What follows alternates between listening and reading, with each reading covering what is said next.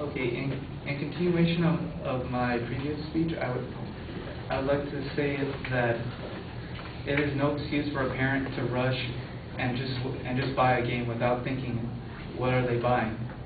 Yeah, you don't go into the kitchen and just pick a random utensil when you're cooking. If you're buying a game, you should know what you're buying. You should know it's clearly explained. All you have to do is read it. Read the back, and it'll say what's in it. My opponent also asks that there be more signage. Stores that sell video games also are allowed to receive free signs from the ESRB site that will clearly display all the rating systems from the earliest people allowed to play video games to adults only being allowed to play video games. In continuation with the parents thing, it is completely up to the parents to understand what their children are doing. When asked, when PC Magazine journalist Lance Ilanov was asked if he would allow his teenage son to play M-rated video games, he replied saying, "As far as I can tell, the majority of teens play these games are not replicating the acts in the real world. When they turn off these games, they go back to being the same teens that they were before they turned it on. Sure, they learned a few new words, pretty much what they hear on movies or TV, but I don't think I don't think the games fried their minds."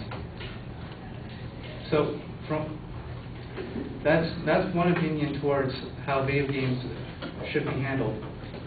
If you're okay with violent, offensive, or just some crude humored video games, then that's completely up to you, and you have to. If you're a minor and you find that okay, you have to ask your parent. If they don't approve, you have no right to receive any of the games that contain that material. A second point my opponent makes is that video games have a tendency to cause violent behavior in individuals. There is no scientific data proving that video games cause violence. The only data that I've heard close trying to resemble this is that in 2005 there were supposedly 1.3 million violent acts caused in that year, and supposedly if I can get the name.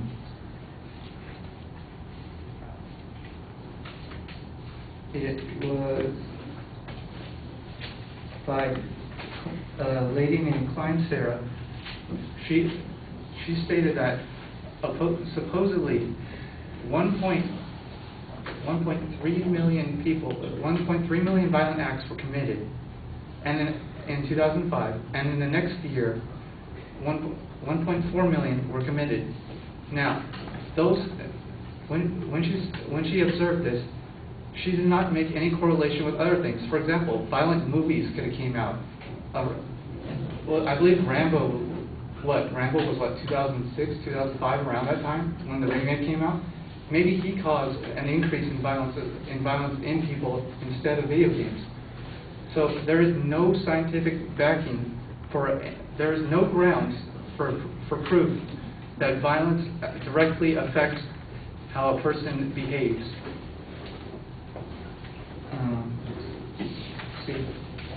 That's all. Thank you.